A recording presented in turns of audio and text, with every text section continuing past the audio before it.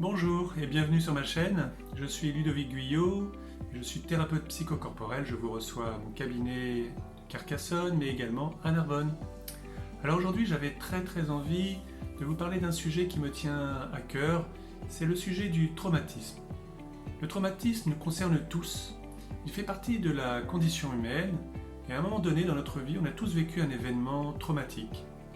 Malheureusement bien souvent, ce traumatisme reste figé à l'intérieur du corps et de l'esprit. Alors comment surmonter le traumatisme? Comment guérir d'un traumatisme? Et au fait, c'est quoi un traumatisme? Alors le traumatisme est un événement extérieur qui peut être momentané, voire chronique, et qui va venir bouleverser notre psyché et notre corps physique. Ce peut être une agression, un accident, la perte d'un être cher. Dans ces situations de stress intense, notre cerveau est incapable de digérer et de réguler les informations qui nous sont transmises. Alors que va faire le cerveau? Eh bien le cerveau, il va agir comme des portes coupe-feu. Il va isoler les mémoires traumatiques dans un espace clos. Si en apparence, la personne traumatisée continue de fonctionner plus ou moins normalement, eh bien, la psyché est profondément bouleversée et touchée. Les conséquences du traumatisme sont nombreuses et multiples. Anxiété, colère, isolement, phobie sociale, procrastination, troubles dissociatifs, comportements compulsifs, anorexie, boulimie, etc., etc.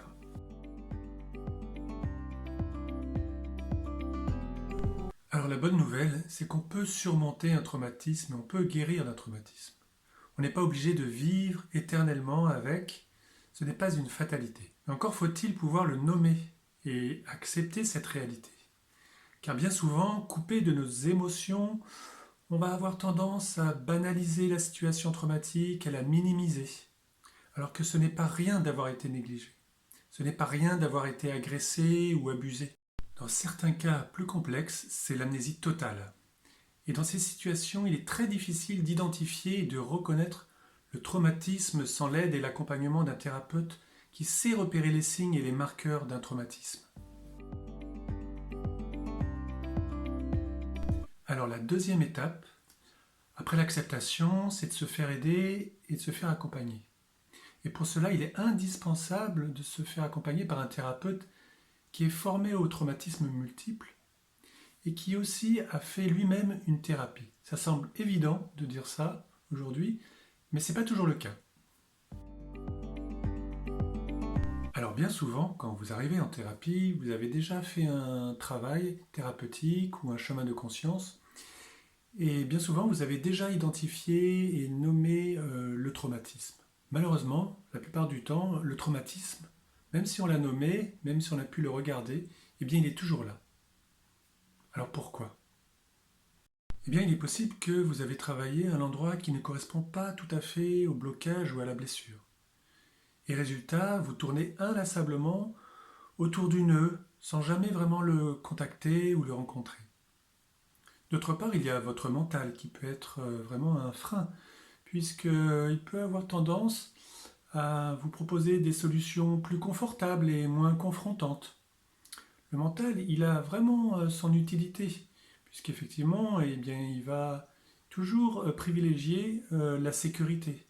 Et c'est tout à son honneur. Seulement, il ne vous permettra pas d'aller rencontrer ces zones sombres et douloureuses où il est nécessaire d'aller. Parler et avoir une bonne compréhension de son histoire et de ses traumatismes n'est donc pas suffisant.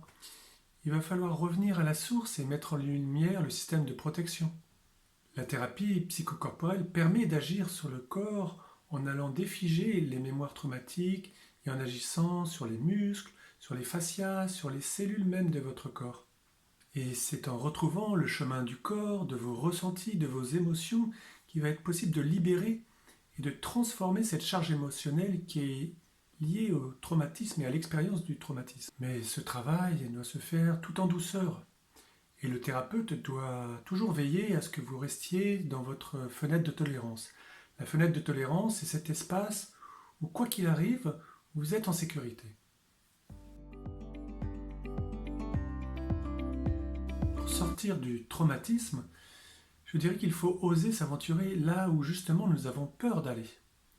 Et pour cela, il faut du temps, il faut une alliance thérapeutique forte, il faut être accompagné par un thérapeute qui a fait ce chemin et en qui vous avez confiance et qui vous apporte de la sécurité.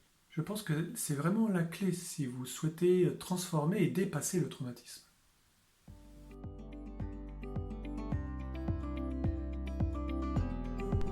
Combien de temps pour guérir d'un traumatisme?